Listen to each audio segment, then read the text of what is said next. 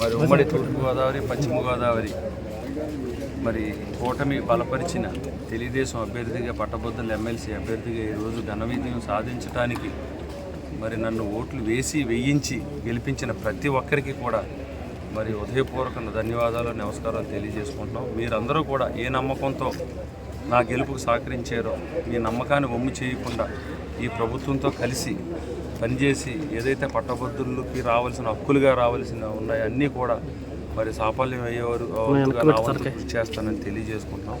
ముఖ్యంగా నన్ను అభ్యర్థిగా ప్రకటించిన చంద్రబాబు నాయుడు గారికి, దానికి సహకరించిన పవన్ కళ్యాణ్ గారికి, అలాగే బీజేపీ అధ్యక్షురాలు పురంధేశ్వరి గారికి కూడా ప్రత్యేకమైన ధన్యవాదాలు.